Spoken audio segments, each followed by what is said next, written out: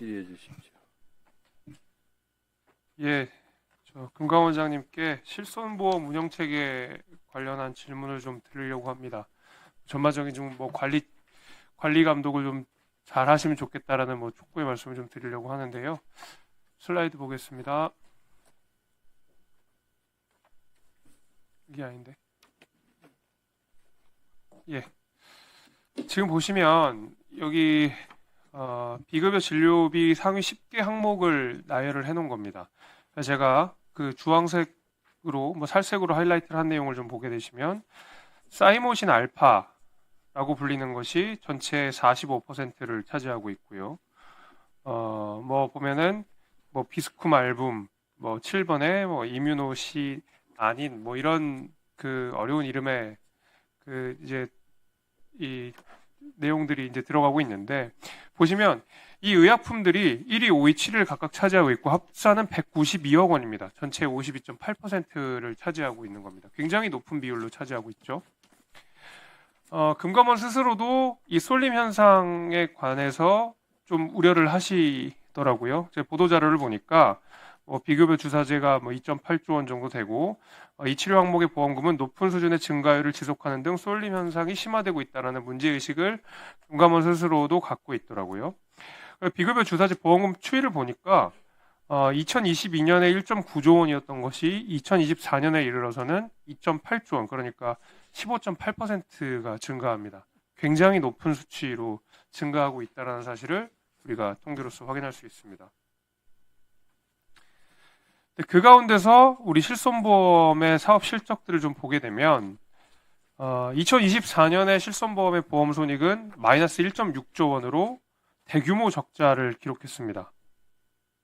특히 이게 2024년 말에 손보사가 보면은 1.58조 원으로 특히 생보사보다도 손보사의 적자폭이 굉장히 큰 상황입니다. 뭐 인지 다 하고 계시죠?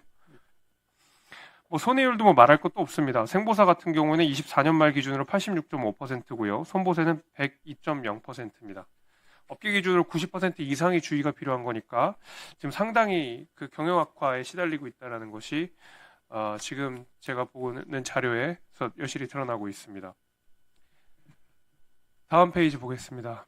근데 문제는 이제 이건데 실제로 비급여 주사를 맞아서 효과가 있다고 한다 그러면 사실은 뭐 할 수 있습니다. 그러나 지금 문제를 보니까 한국보건의료원의 연구원의 그러니까 네카의 의료기술 재평가를 해보니까요.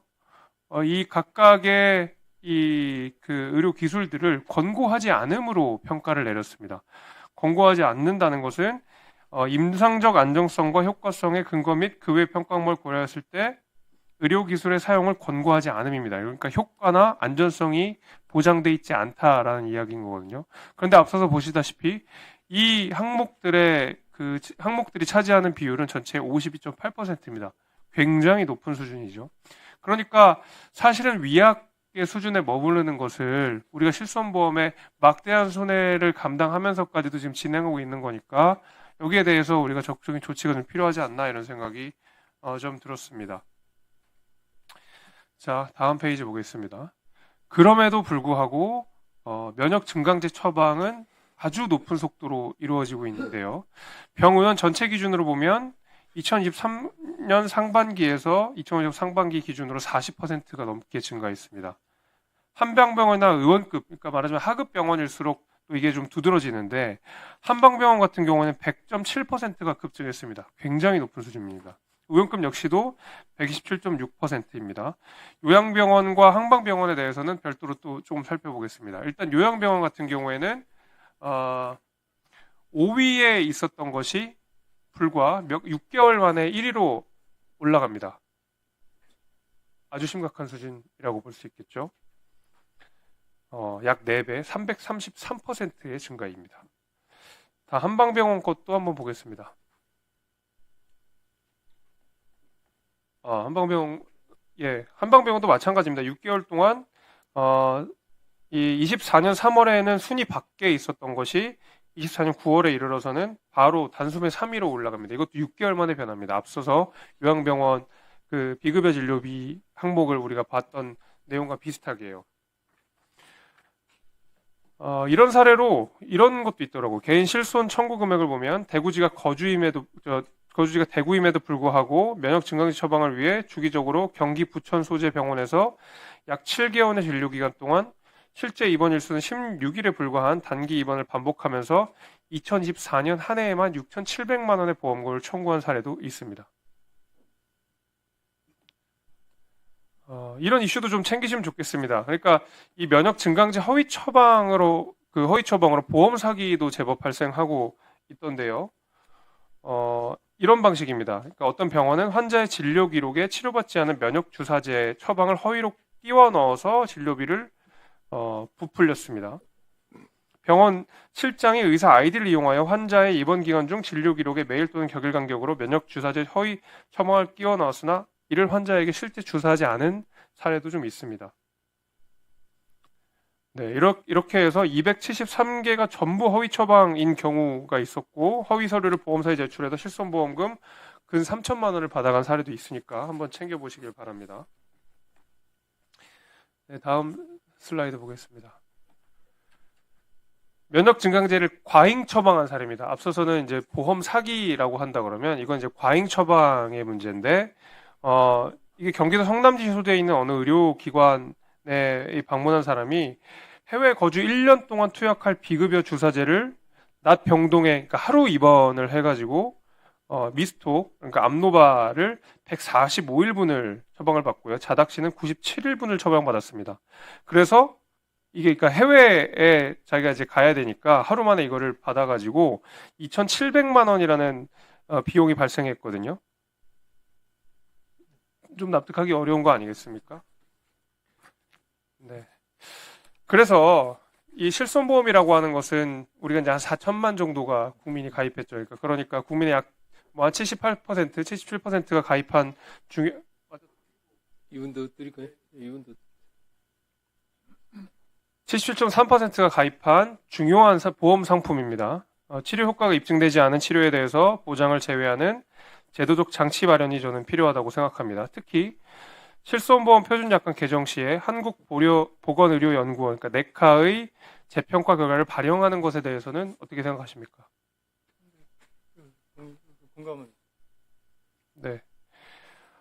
그리고 이제 우리 금융당국은 유관기관, 그러니까 뭐 건보공단이랄지 심평원이랄지 소비자원 등과 협력을 통해서 소비자가 미권고 치료에 대한 정보에 보다 쉽게 접근하고 사전에 인지할 수 있도록 하는 정보 안내 강화 방안을 마련해야 된다고 생각하는데 어떻게 생각하십니까? 예, 그 준비를 하고 잘 안 들립니다. 전반적으로 말씀을 드려도 될까요? 지금 말씀 주신 거 끝나고 그럼 하나만 더 질문하고 말씀 좀 주십시오.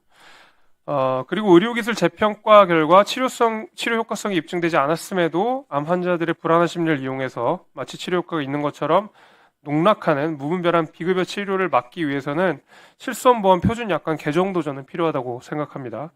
금감원장께서는 실손보험 표준약관 개정을 위한 향후 계획을 검토해서 저희 의원실에도 보고해 주시기 바랍니다. 앞선 질문에 대해서 대답해 주시고 자료도 저한테 주시기를 바랍니다. 말씀을 올리겠습니다. 예. 일단 현재 등재 비급여와 관련된 건강보험과 연결된 비급여 부분이 있습니다. 근데 제가 이 부분은 실손보험 개혁 관련된 부분도 저희가 사회분과에서 다루고 와서 말씀드리는데 등재 비급여와 관련된 부분 조기 퇴출을 좀 제도 반영을 했는데 현재 그 부분을 복지부에서 실천을 어느 정도 되는지를 좀 점검을 저 나름대로 점검하고 보험당국 건강보험과 급여 당국과 관련돼 가지고 저희도 우리 실손보험 쪽하고 실무부서하고 유기적으로 협업을 하려고 지금 준비 중에 있습니다. 먼저 그 말씀드리고 그다음에 이 실손보험에 관련된 이 문제가 불필요한 비급여가 양산되는 구조적인 문제가 1세대, 2세대 실손보험의 구조적인 문제로 계속 말씀드립니다만 이 부분의 문제가 해결되지 않으면 허위 청구나 과다 처방, 과다 청구 이런 부분들이 구조적인 문제가 해결되기가 어려운 부분이 있습니다. 그래서 지금